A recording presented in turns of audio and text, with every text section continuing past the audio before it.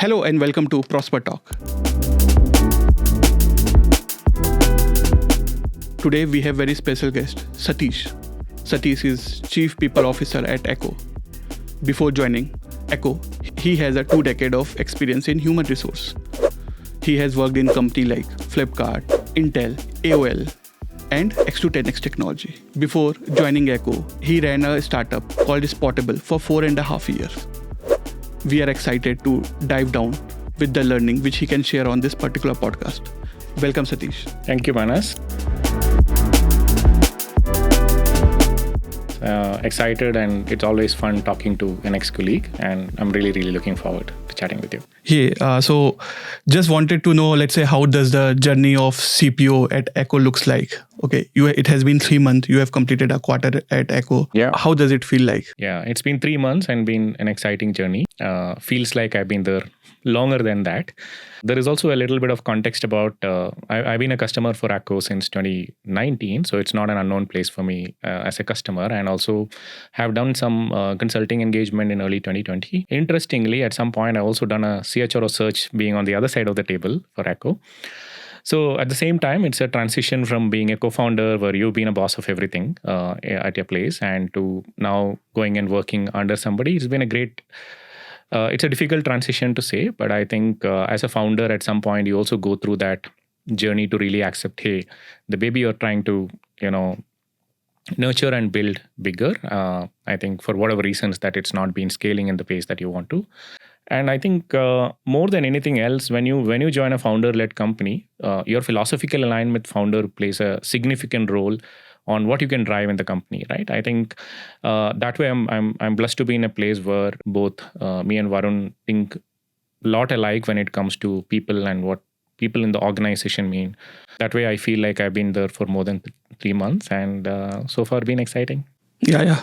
So that's nice to hear you, about your CPO journey. So you are at CPO today, correct?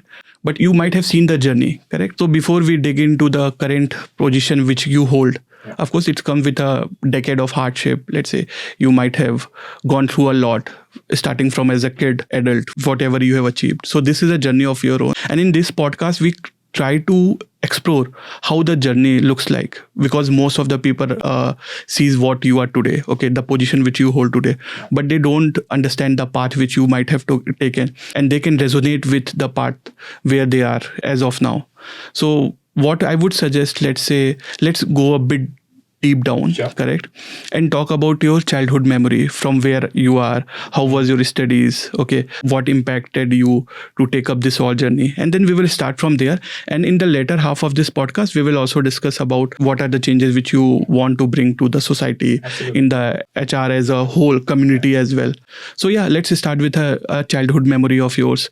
So if you can discuss about it, where were you born? Yeah. How was the thing? So that will be very awesome. Yeah, though I was born in Kerala in a very small village in north of Kerala. But what was the name of that village, if you don't mind? So the district is Kannur, and there's a place by name Payanur it comes. And though I think in about probably I'm 3 months, 4 months old, I had moved to Bangalore. Okay. So I grew up till Bangalore. I did my LKG, UKG and all of that in Bangalore. My dad was here running a small business. So which area? So I grew up in old part of Bangalore. Those who are familiar, I think Yeshwanthpur is where I grew up. These are all like Malleshwaram, Yeshwanthpur, Indiranagar, etc. The old Bangalore. Old Bangalore, right? Experiencing hailstorm as a kid when you are probably 3-4, right? And real good memories of old Bangalore. Though I moved back to Kerala from first standard onwards. That was a big shift for me personally, because I was in a city, living fairly, decently luxurious life in that form to say of moving to a village. I moved to a place where no electricity, no public transport connectivity in the village. Big shift as a kid. I think probably I learned to adapt to situations that, or situation that you put to which you're not prepared for, adapting to that. I think probably comes from that early days of movement. Studied there till my graduation. All my schooling, graduation, all was in Kerala. And the best part of this is I moved at an age of 5 when I didn't know to read and write Malayalam, where I was actually studying Kannada in Bangalore, and I moved there. I think the initial few years were, of course, very difficult to pick up a new language, though it was a spoken language at home. But when it comes to reading and writing, it's a different game. But I also took that as a challenge. I think by the time I reached high school, I actually started winning competitions in writing of stories and all of that in Malayalam. I think, and I believe, like when you throw at those challenges, right? How you approach those challenges, how do you make the best out of it? Probably I didn't know this philosophically very well as a kid, but I think I took that as an opportunity to be learning that language, reading a lot of books in Malayalam, followed all the famous writers, read a lot of books. Almost every week I used to read one book. So significant influence of the language, literature, all that happened over a period of time. I have memories after that. I think 5th standards to graduation. So the place that I live, the nearest bus stop is about 1.5 kilometer away. Okay. So you have to do that walk back and forth. Just to catch the bus. Just to catch the bus. Okay. And in Kerala, I'm talking about, so I'm an 80 born, and so in the 90s, right? Especially in the high schools, etc. So we had concession in the bus. So I still remember we paid 10 paise for one part of the journey. That was my high school journey. Then, of course, as you move higher in the class, your distance to the college goes higher, and college was about 20 kilometers away. And there 20 kilometers each way. Yeah. One way of 20 kilometers college was. So those days, there was no +1, +2. It used to be pre-degree, which comes under university. PUC here in Karnataka, and Kerala, it used to be called as pre-degree. So you study in Malayalam medium till 10th. You actually write all your exams, everything in Malayalam until then. I was a decent at academics. I was never a topper in the class, but probably in the top 5 students, I was always there, right? Until 10th. Then this massive shift happens. You move to college, which is where lecturing happens in English, and large part of your class also come from English medium schools. I think it's fair to say I was lost in the year 1. I most of the things that was taught or lectured there wasn't going inside at all. But I think second year onwards, I start to catch up with what's the reality that's happening around. I cleared +2. I think I just made it is the right way to put it. I didn't score enough to continue in the same college for my graduation. So I moved to a different college. I studied maths graduation. That was my mainstream. So the college, that part was another interesting phase. While the college was between 10 and 5, I suddenly moved also in my graduation to a early morning to lunchtime kind of a schedule. So I had a lot of free time in the second half of the day, right? I got into farming. That was my interest. The place that today we stay in Kerala, it was a barren land. People wouldn't believe it if they see it today. It is fully green with coconut trees and multiple other trees on the property. And I think that's something I started to build at that point. So I think at some point, it's a place or something that I would want to go back to would be farming. And that journey started at probably when I was 18. You moved from Bangalore to Kerala, correct? So you were staying with your parents, grandparents. What I remember from our conversation, your parents were running a small shop in Malleshwaram, Yeshwantpur area, correct? You moved back. So where you used to stay, and let's say, who was your day-to-day companion, correct? Of course, me, mom, and my younger brother, who's about 4.5 years younger to me. I think 3 of us were that family. And we had my dad's mom, grandmother was also in the same house. So that's our home as such.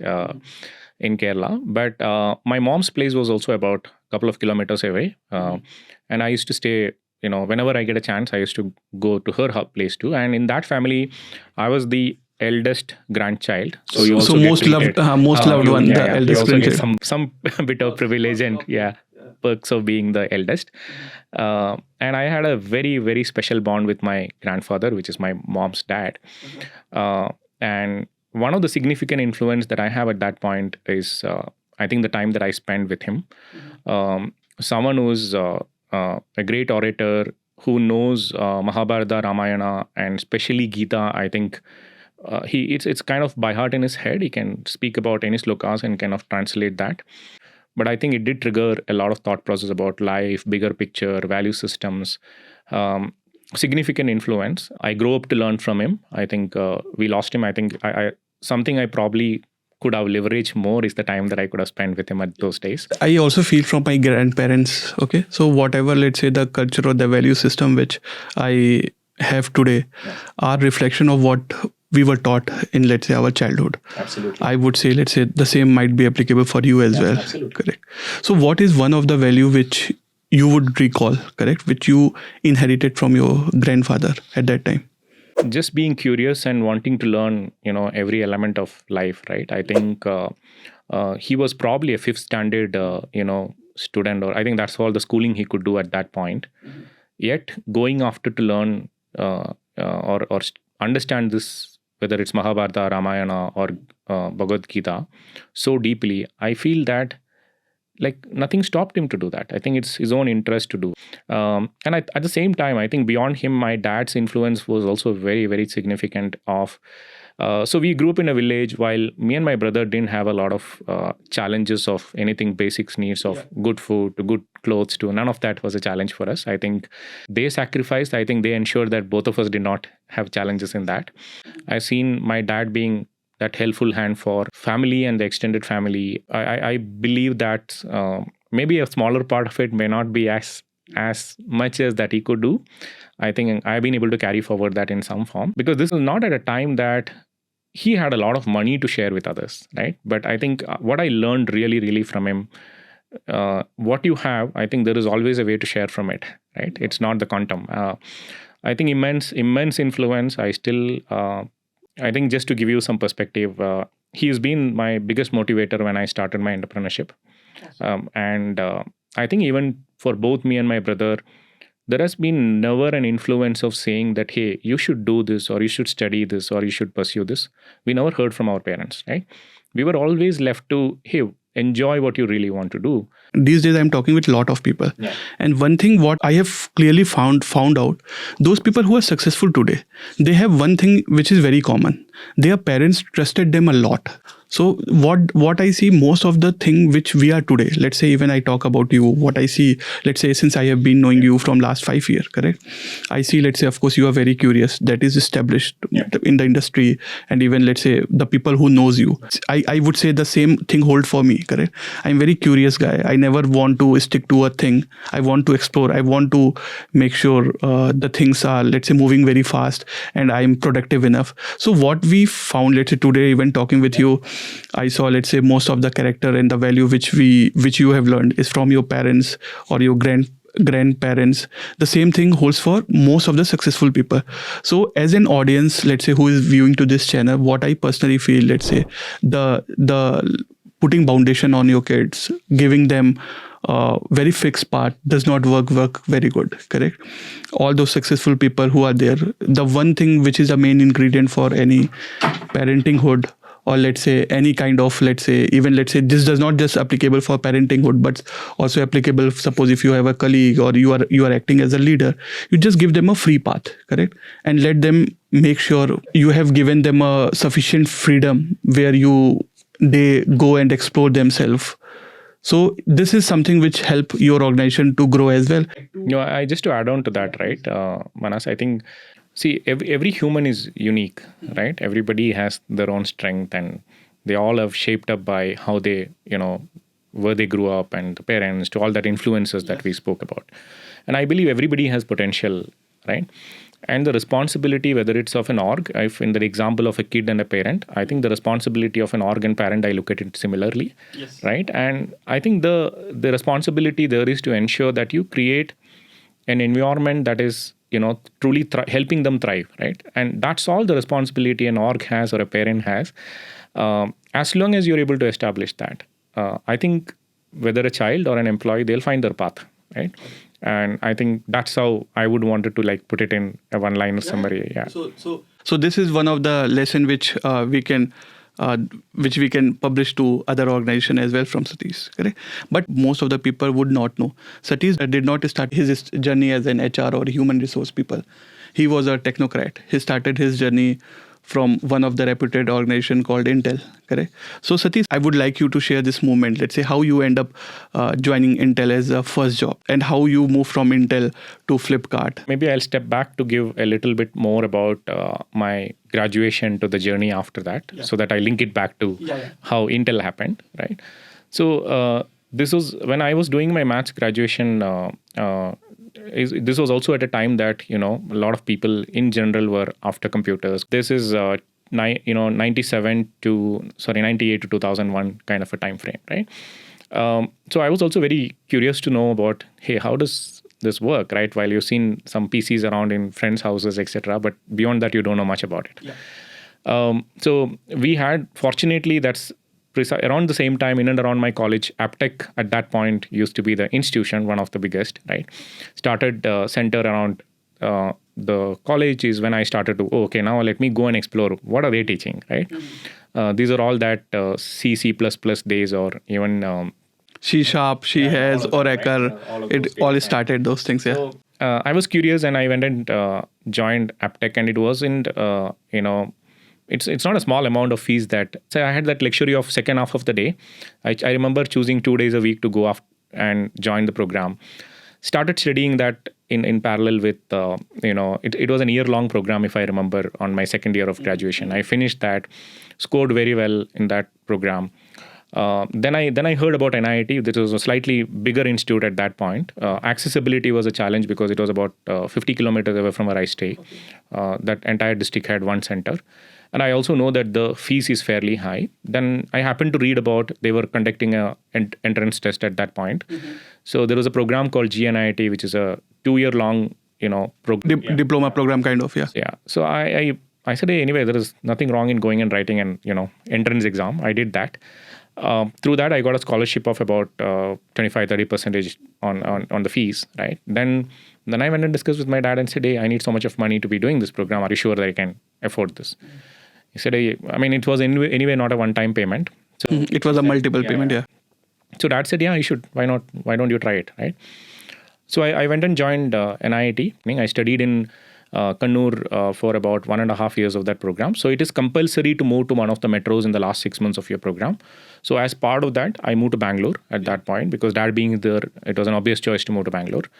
I still remember studying in that Residency Road center. Those who are not familiar with Bangalore in 2002-03, that was a two-way road in front of the Residency Road was two-way at that point. I started to manage the machine room of NIT, which is managing all system, or call it a system admin.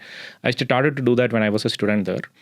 At a later point, seeing my interest on teaching, they also say, hey, why don't you start teaching the weekend batch? Because, and there was also a funny story. My center head used to say, don't say you're a student here. Say you're a teacher and start teaching. So one thing which I can truly reflect, let's say you have been a good orator, correct? And let's say the technocrat. Of course, let's say for teaching, if you have a good technical knowledge and good orator at this, of course you can be a teacher. So this is, I guess this would also help you financially. Yeah, and it was actually because all my pocket money I was definitely making for all the travel, because the travel was about 45 kilometers, right? It's not an easy, and I go in the morning and I was truly invested in it. I think I still remember leaving home at 6 a.m. in the morning and coming back like late nights every day. And my week off used to be a weekday because I was teaching them over the weekend, these students. So the engineering students come for weekend batch. Like you rightly said, it did help financially to take care of all my needs. After doing the program in NIT in Bangalore, then I started to, like, there is a placement activity that they do. I started to applying for job. I did apply and cleared a couple of I think in all the interviews that I attended, one thing good was I cleared all the technical rounds. But what happens when you reach the final stages of HR interview and filtration, you are in a city which produces thousands of engineers every year. Even back in 2002, 2003, the Bangalore was a hotspot. That's when one of the days that I get a call from my placement cell and said, hey, there is an opportunity to be a PeopleSoft implementation person in Intel.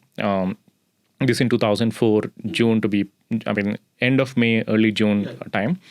And I went, attended the process, and even that was a funny process because there were about 10-15 of us in the waiting area attending interviews one by one, and I saw all of them going. Mine was one of the last. I saw all of them spending probably 30 minutes in that conversations. Mine got over precisely in 7 minutes, right? And I was like, hey, anyway, this is not happening, right? Okay. But I come back home and I get a call in about a couple of hours from Intel saying that, hey, you've been selected and you can start this program from the next 3 days. So what happened in those 7 minutes? So I did ask the interviewer at a later point. She said, we were only looking for somebody who's confident, can say what they are, at the same time open to learn and say, I don't know this. I think you very clearly said you don't understand what PeopleSoft implementation is, because what you learned is coding and skills on that side. And that's, I think, that authenticity of saying that what you know and what you don't know, I think probably was a And at that time, where was Intel located? This was in the old airport road, and which was very famous for traffic at that point. Yeah, I think quite fascinating for somebody who's starting a career. I think it was a dream job to say. Yeah. In 2004, 2005, Intel was, let's say, one of the best company to work for, at least in Bangalore, I would say. So that's how Intel happened. Very short stint. Then we completed that project in a much faster pace than what org was expecting. There were about 4 of us from NIT who joined for that. Then moved on to Philips. From there, I went to Pero Systems. That's the first services business that I got into. Very, very interesting and a different learning. I would say a lot of foundational learning of HR started from the HR operations and ops, HR tech. We transitioned the whole of HR technology charter from US to India. We were using PeopleSoft at that point. And Pero actually have a good memory because they had one of the, I think even today, probably one of the most beautiful campuses. There's an 18-acre huge campus in Whitefield, fully green, very few towers inside. So a lot of memories of that place. Then from there, I moved on to AOL. And again, back to the product tech world. Very interesting journey. Joined to lead the ops team, HR operations team, but I left leading the APAC compensation practice. Okay. And I was also doing a lot of global comp and equity related work. Tons of learning in that org. Again, the foundation of my... And this was which year? This would be 2008 to 2011 was AOL. Got it. Yeah. And 2011, when AOL was shutting down their India operations, and I think from 1,100 people, we were reducing it to about 150 people in India. Because of the role nature, I had an opportunity to move to US, right? And I was kind of evaluating whether I want to do that because my daughter was just about a year old at that point, or turning in a year. And as a family, we weren't sure is that something that we want to do at that point. Yeah. That's when, interestingly, so I also have this history of not applying for the job. Yeah, I was just going to say that. That continued in my Flipkart one, right? And there's a friend of mine who happened to be my ex-co-founder from Spotle. Her name is Vani. Vani had joined Flipkart by then. She was hiring for the leadership team. And she ended up calling me and saying, hey, there is a role that I feel that you would fit into. Why don't you come and meet? I know you're still thinking through. So I said, okay, there is nothing wrong in talking to... So you and Vani knew each other from AOL days. Yeah, AOL days. So she moved out from AOL or what? She moved out to AOL, I think, even before me. I don't exactly recollect. I think probably she had a stint in between before Flipkart and AOL. Okay. But we've been in touch. We were friends. And and that's when I said, okay, there's nothing wrong in going and exploring. And this was 2011 Flipkart days? Yeah, 2011 to be precise. I think July or August of 2011. Yeah. I joined in September, so it'll be around that time. So I went, I remember speaking to a couple of people from morning to evening on that day, and which includes Ankit Nagori, who's the EatFit founder, right? And Amod, Sujit, who's Udan founder, right?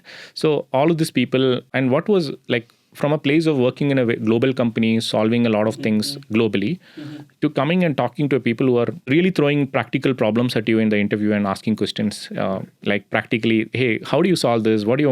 I felt that, hey, I relate to this a lot more as a workplace. I relate to these problems a lot more. I think there is a lot of opportunity for somebody to go and solve this. And I felt all the people that I met were genuinely curious, genuinely wanting to solve problem.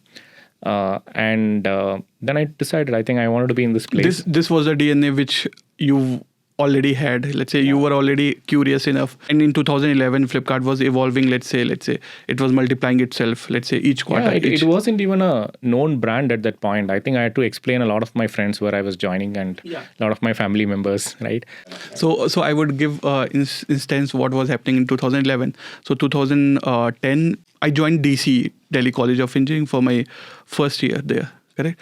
But I was having a subject of engineering physics. That particular subject I didn't like most. But at the evening, I would go to the so-called Snapdeal today. I used to do a data operations there. And this was my first paid kind of job which I did. At that time, it was not even Snapdeal. It was called some any other company. So I would relate at that particular time. So of course, I was in Delhi doing data ops, of course, studying my graduation. But yeah, you were here doing a full-time job at Flipkart. Yeah. And that was a boom for any e-commerce. Let's say if you see that 2010 to 2015, what we got a boom. We were introduced with the e-commerce, what we see today. Absolutely. And I think it wasn't easy for somebody to be moving from a large company where you've been structured processes, practices in place to a place where you end up facing every day a lot of unknowns, right? And the problem also with, or rather, how HR people tend to approach some of this is like, hey, we have done it in the past. We are also that overconfident group, right? Hey, we've implemented in X, Y, Z practices in all the companies. I think I also tried to approach it that way in my early days. So it was a cultural shock in some form when I joined, right? That's when I remember one of the first meetings. After the meeting, Mekin and Amod talking to me and saying, really asking me questions on, okay, let's talk about the design. Why did we do this, right? So I think the room had too many whys to everything that you take it to them, right?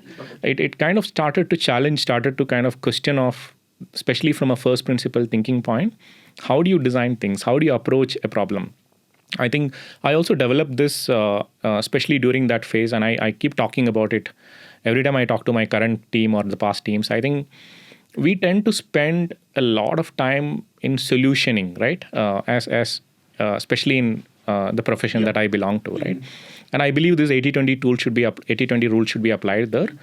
All of us should spend 80% of the time on problem statement. I think for an entrepreneur, it's far easier when you're in that journey. I'm sure you resonate with it. But I'm not sure in a profession like HR, people deeply think about problem statement this much. I think once you spend 80% of your time in anything that comes on your way from an organization problem statement point, I think it is very easy to have solutions built in 20%. It's just not very difficult. Yeah. So we need to always unlearn the things which we have learned from our past and just figure it out. Let's say each company has a DNA of its own. The DNA of the company is totally different. So you need to curate a solution which works for that DNA set of people. Or let's say HR as an organization in any company is the soul of company. No, you rightly put it. I think it's truly the soul. I don't think there is any other function, and I personally believe this is the best job in the world, because there is no other job that rather will give you the leeway to drive such a high impact in an organization. Like I'm going back to that child and example that we are talking about. So if you are as a people leader of a function, right, or an organization, and if you are able to drive or create that culture where you truly help people to be bringing their best version themselves to work, right? And you create that environment, create that culture, create that leadership in the organization. I think you don't need to do anything else. And it's a very simple first principle thinking, problem solving, right? I think I was talking a lot about Flipkart and the influence of that culture, right? So a lot of those of celebrating failures, challenging status quo, all that was something that I've seen in that org, and I spent 7.5 years there in that company, right? And if I didn't work in Flipkart, I don't think I would have started a company of my own, right? I would have never done that, right? Yeah. And that's, I think that's why you see there are about I remember last count was about 300 plus founders came out of that company. And it is what cultures do. It is what, culture building an organization do, right? It's an example of it. And I think that's, how that org really shaped up to helping me start and significant influence of a lot of those leaders who truly stand up to ask question to people on the why behind everything, making people curious, right? And truly being that role model, right? They truly walk the talk in the organization on everything that they believe in. Because I'll give you examples, right? Nobody need to tell it was the customer obsession was in the DNA of Flipkart. Whether you are part of an HR team, finance team, or an IT team, whichever team, right? We those days, right? We also had customers walking into the office with problems, right? In our Koramangala office, they just walk in because they. So can you highlight one of the, let's say? I still remember a young boy, maybe in his early 20s or something. I think I remember he's doing some project work for one of the companies or universities, if I remember correctly. I don't recall the exact instance, but was doing something and he had to submit a project. So he had bought in a laptop from Flipkart and the laptop wasn't functioning. The monitor wasn't functioning, though the laptop was, right? I remember in that Koramangala office, we setting up a space for him because he had to submit this overnight. And we couldn't have managed to get the replacement immediately. And the data and the project that he's working on is laptop.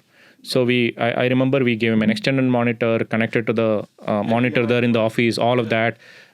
Put a setup for him, including security, office boy, all that for the overnight so that he submit the project, right? We were that obsessed, right? And we wouldn't say if somebody walk into the office and let's say I happen to be in reception or somebody else happened to be in that place, we wouldn't immediately call a customer care and say, hey, somebody's here, solve it. No, that's not how. The ownership, even an ownership has a value, right? What it meant for us that, hey, own this up for the customer. This is what we call it DNA. Let's say you have a DNA of our organization. You need it for reference, you need it for new people to be reading and understanding it. But I believe practice is the most powerful, tool than having a culture code on your walls or having a culture code in your, website, right? So I would say, let's say, what is the importance or significance of human resource as a department to create a future leader? Let's say what you said about Flipkart. Now Flipkart, I can recall 10 companies who are unicorn and all those co-founders were early employees or the part of, let's say, during their journey, correct? Starting from the recent company, let's say Skydo, Udaan and all those kind of stick. So we call it also a Flipkart mafia, correct? Do you think there is some principle which an HR department should follow so that they can create future leaders and give them a space to experiment or something like that? I think a couple of points, right? One, when you start talking to people, when you assess people to hire, I think there's a big role on ensuring is the DNA of the org and the people who are coming in, are they broadly there? I'm not saying it has to match apple to apple. That's not the point, right?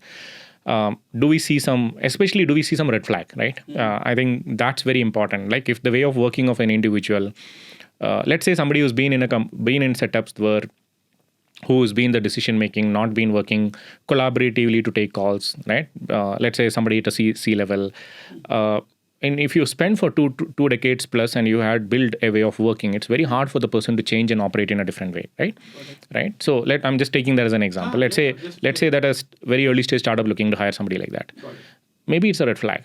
Maybe something that you should, think through, or maybe you should double click, or maybe you should share transparently with the individual. Hey, this is how we operate. Are you comfortable to be working this way, right? Let's say the person was going to join in a place where decisions are collaboratively taken. It's more of a management committee structure, let's say, not necessarily a single person taking calls, right? Is somebody comfortable with that? Is somebody comfortable with a collective wisdom of a group and taking decisions on it, right? Are they okay with it? Versus, hey, no, this is how I run this function and this is how I'll take call, right? So hiring is a critical process, right? And how you identify there are people with right DNA. And I actually look at this in two elements, right? It's a mindset and skill set, right? So you should hire for the mindset. If you're truly curious, you want to learn, you can learn anything, right? I don't think age is a barrier, your life stages is a barrier. None of that is a barrier to do that. So that's a hiring part of it. Then there is the most important once you hire, and secondly, when the person start, the orientation, integration of the individual into the company. I think that's the second biggest role, people function has to play. Not just hire, ensure the person is successful. You can't just hire and leave the person and say, hey, now it's your way to figure this out. How do you make them successful in the organization is also a responsibility that you co-own along with the leader. I'm not saying it is just an independent responsibility of people function, but whether it's interaction with the new leader's team or whether it's an interaction with the leader's leader, right? All of that to ensure that the person is seamlessly integrating with the organization and it's all going well. I think it's a second responsibility that people function hold. Now let's come back to the question that you asked about developing people who are there, yes. Right? And I think there are a couple of ways to learn, right? All of us being in organization, you've been there, right? we all learn a lot from doing something on the job, right? On the fly. On the fly, right? I think there is both in technical and both in managing people also in the same way, right? You make your mistakes. I mean, this is more of active learning, right? You learn from others, you observe and learn, and or you like by making mistake also you learn, right? So do you think we should also have a framework for the self-discovery for, let's say, at least the senior management kind of thing? No, there are assessment and other processes that well researched, well established already there. Let us say that I believe that I give us lot of freedom to my team. Let's say that that's my understanding about me as a leader. Let's say my team's perception is not the same. Teams thinks that, hey, no, he's let's say my way highway guy. Let's say put it that way, right? Versus my thinking is that I give a lot of freedom. Let's say I score 100 on that. Let's say my team is only scoring 25. It's a huge gap, right? Now, how do you bridge that gap is leadership, right? And reflecting back to see, okay, how do I behaviors? What are my behaviors probably making my team to see? My intent may not be that. It is always the behaviors as a leader, right? So what are behaviors of me actually perceived by in my team, which is making me say that, hey, I'm a micromanager. Got it. Right? So I think that reflection and taking the journeys is very, very, very important. That's where the discoveries helps truly. Because once you are, this is again going back to that problem statement versus solution example. This is also another example, right? That you spend enough time to understand yourself, deeply, then you will always find 5 different or 10 different, answers to be doing better at that particular. Right? And that is what we need to bridge that. Correct. And it's far more detail oriented than a typical manager effectiveness survey or any of that, or an NPS, etc. It's far more detailed. It will give you very specific examples. It will give you very specific, because these assessments are more detailed in nature, well researched, used by many years, right? Yeah. And sometimes people will also feel, let's say, this is a shock to them as self, correct? What their team thinks about themselves. Absolutely. And many times, in fact, it's not sometimes. It's many times it's a shock. Got right? it. Many times it's a shock, and while it's a shock, I think I also believe that how do you take that shock and what you want to do after that is actually leadership. Got it. Yeah. So we got a new definition of leadership today on our podcast. Yeah. Now moving to this, let's say you spend, let's say, 7 years at Flipkart, seen them grow from 1 to 10 journey, correct? After that, you started a company of your own, Spotle, correct? So how was that journey? Since this journey is again unlearning most of the thing, learning new things, when the things which we were taking granted in the company became a very, very initial part of it, correct? Let's say you and Vani, someone who hired you at Flipkart, you both came together to create a new org called Spotle. So how was that? While it was always there in back of my head, because I always been responsible for HR tech, whether it's in Flipkart or in my previous organization, right? Always been someone who's evaluating solutions on the other side of the table, and have seen most of the HR tech solutions as a customer on the other side, right? And I knew there is a huge problem on recruiting that is not being solved in a meaningful manner. There are a lot of transactional system, but there was no product or tool that was actually solving it as a value add, right? It is moving a candidate from point A to point B, which is applicant tracking systems and all that existed. But how does it matter for a startup is until somebody come on board, I don't think any tool does any value add, right? You need to see a person on board, right? So we knew there is a massive problem. Personally, I knew this, and I think my X210X journey actually validated it, because in many times then when I meet founders as part of the interventions that we were doing from X210X, because we didn't have a hiring practice then, right?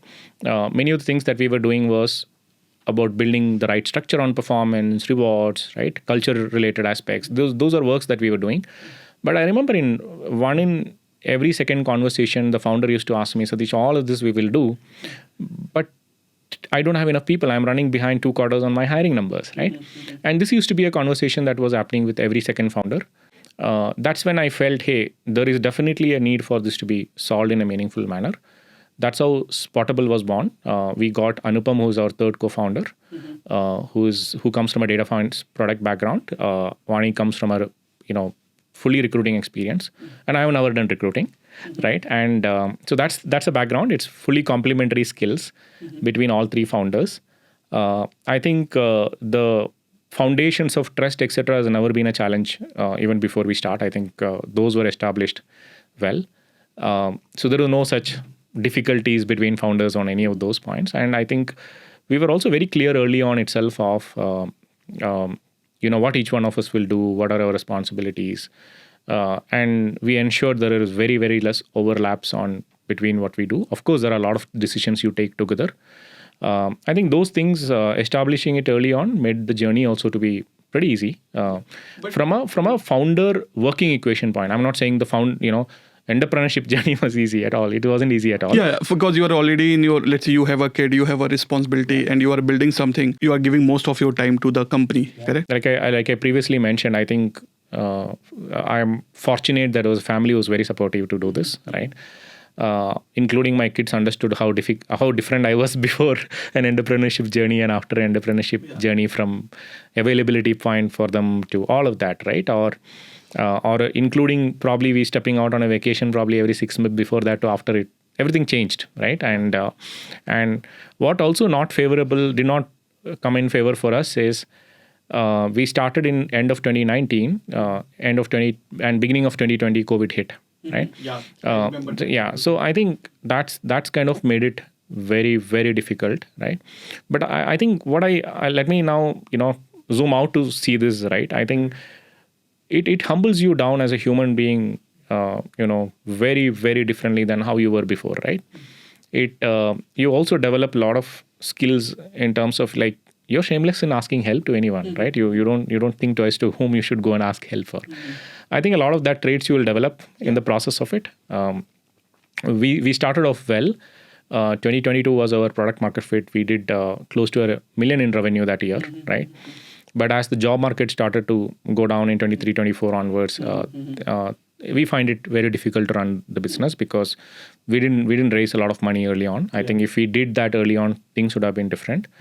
I also believe solutions like this in a market like India, I still don't believe we accept it well. If I had to change a decision and go back and do this, I probably will do this for a different market. And I mean, there are tons of learning. I'm just giving you very high level ones, right? But honestly, no regret. I think it taught you so much that I don't think I could have learned in any other way, right?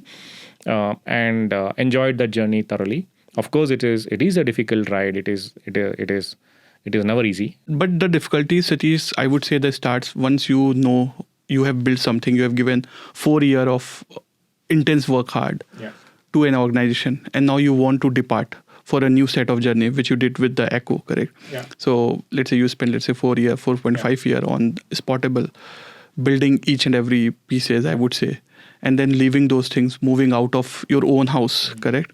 And of course, you have already given those particular, Spotle is now running, some other leadership is taking care of it, but it would have not been very easy, correct? Absolutely. So what are the challenges you faced? Let's say the self-challenges, the self-induced challenges, moving out from Spotle, you were running the show, everything, and now you will be working in Echo. Of course, you will not be a boss of your own. Yeah. You will have to again unlearn those things, learn those things, okay? So can you give me an insight, at least as a human being, it looked like? Honestly, I remember actually one of them asking me this in the interview process with Echo, one of the people that I met.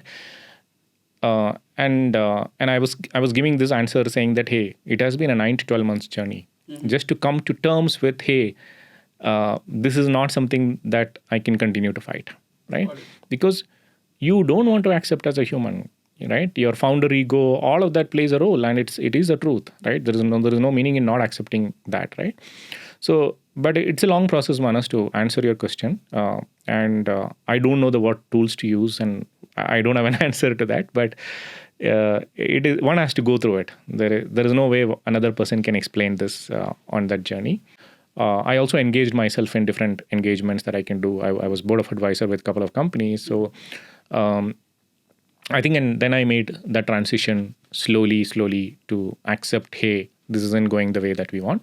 But at the same time, I'm proud that even today it runs independently, and a couple of our folks who are with us very early onwards is running the business. I mean, of course, let's say Varun would be lucky enough to get you as a CPO. I can definitely No, let the time say that. so I have worked with you, and I can definitely say I would also like to ask a question. Let's say, what advice? Let's say, what is first of all, I will break this into two part. What is the significance of employee wellness? Correct. And then what is the significance of employee financial wellness? So I think, again, an area that I'm very passionate about, as you know, right? And something that I've been working since my old days, and I think very early journeys of Flipkart itself, we've done a lot of work in this, right? I think what is also changing in the world, or what we have also seen in the last 1 decade, I think we are replacing the whole term of wellness with well-being, right? And it's a whole lot of different meaning, right? So what also changing as a result in organizations is, I think companies started to recognize, individuals as individuals, and solutions of one fit all don't work. And I think it's a great recognition that organizations start to have. As a result, my well-being and what meant to me is very different for what is it meant for Manas, right? And how you think about it. Yeah. The tools that I use for my well-being, the tools that you use for your well-being, not necessarily the same, right? Everybody have their choices.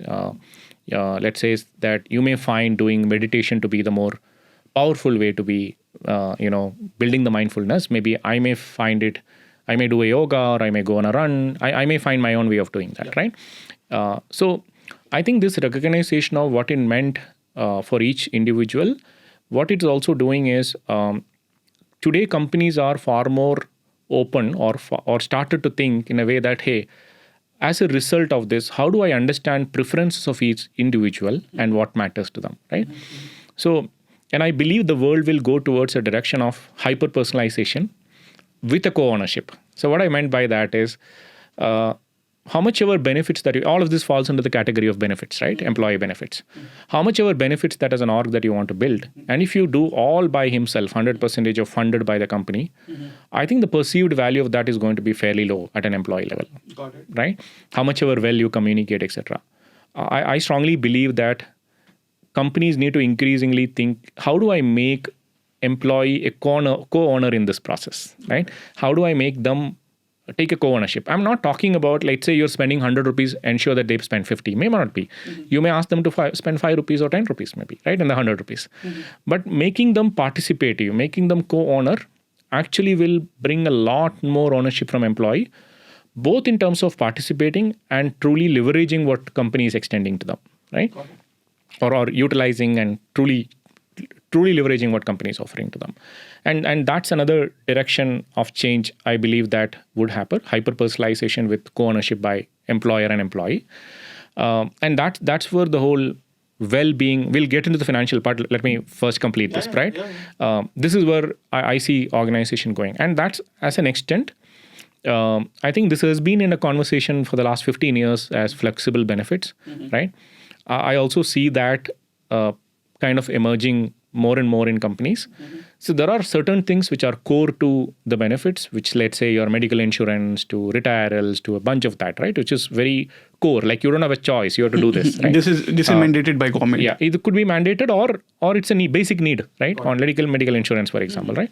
So once you have those in place, and I believe what is on the peripherals of this, if this is core in a center of the circle, what's on the peripherals of this can be a bouquet of things that you offer to people, whether it's on financial well-being, whether it's on legal well-being, any of that, right? Anything that you want to do, extend it to people, that can be a lot of bouquet that you offer outside of this, right?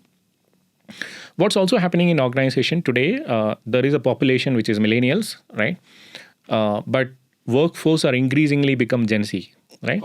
And Gen Z as a population also comes with a lot of awareness about financial well-being, what they need to do, unlike the millennials. They're far more informed about what they need to do, right?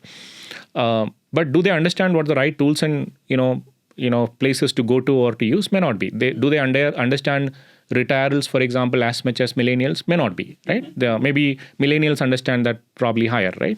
And this population may understand a lot more about equity market, investments, and things like that, right? Again, how you would look at as investment or saving taxes to all of that versus how Satish would look at is going to be very different, right? We all have our own ways of doing it, practicing it. I think if again organizations are able to go and understand what is that preferences for each individuals, because it's also come from risk appetite. Do you want to invest in markets? Do a lot of that come, right? So, and then if there are solutions that help, right? I think maybe you have that in the follow-up question also, but I'll put it this way, right? If organization like yours really need to get into help companies, I would say helping them identify individual needs and preferences, whether it is on financial well-being or otherwise, right? Overall well-being point. I think that's going to be the starting point. Once somebody understand, and if you're able to give that personalized, advice or kitty to saying that, hey, these are 3 things you could do, which leads to X amount of tax savings and all of that. Now, I also categorize this whole piece about financial wellness, right? If you want to look at how I think it is broadly 2-3 categories, right? One, I need an emergency fund when I need something, right? Second is my all the day-to-day expenses, how I manage basis, right? I think probably in the reverse order. That comes first, and second is the emergency fund. Then third is the whole retirals and my future investment, right? And if you're able to address each of that, and if you're able to guide people in the organization to operate or what are the right things to do on each of this area, I think that's how I look at financial wellness to be. I would be very happy to say, let's say the Prosperr Flexi Benefit product which we have, okay, it's a hyper-personalized product. That product does not, it's not a fit for a company, but fit for an individual. So let's say what you talked about, Gen Z, millennial, okay, everyone has a appetite of their own, the consumption of their own. The product should be customized for that particular individual, and it would help them, correct? So of course we were lucky enough to identify this problem statement in 2021 and worked on it since then. Okay, I would say there is no any other product which is hyper personalized for an individual. Everything is optimized for the organization. Awesome. So yeah, so we are moving in the same direction, and I would great to hear that. I mean, I think I believe is going to be the future because that's the only way that somebody is going to use. And one is the adoption part. I think even sticking to the platform or a product that you're using for long term is only personalization that will help, because it's not just about getting somebody onboarded into a platform like this, right? I may learn new things in the process of in that journey, both through your platform, or it could be outside of it, because I also have a significant influence of my family, my friends group, who talking about new things, right? Yeah. So I may change my preference. I may come back and tell you that, hey, I need this, right? Yeah, I also need this. I don't see it here, right? Yeah, exactly. I may have a goal of buying a new car. For other, it may be buying a new house, correct? Right. So of course, we do consider those things, and getting a validation from experienced CHRO or people person like you validates our thoughts, what we are building at Prosperr FBP. So coming back to this, we would thank Satish. So he has given us a enormous learning about how the HR function should work, what are the do's, what are the don'ts. So yeah. Having said this, goodbye. See you in next episode of Prosperr Talk. Thanks a lot. Thank you, Manas.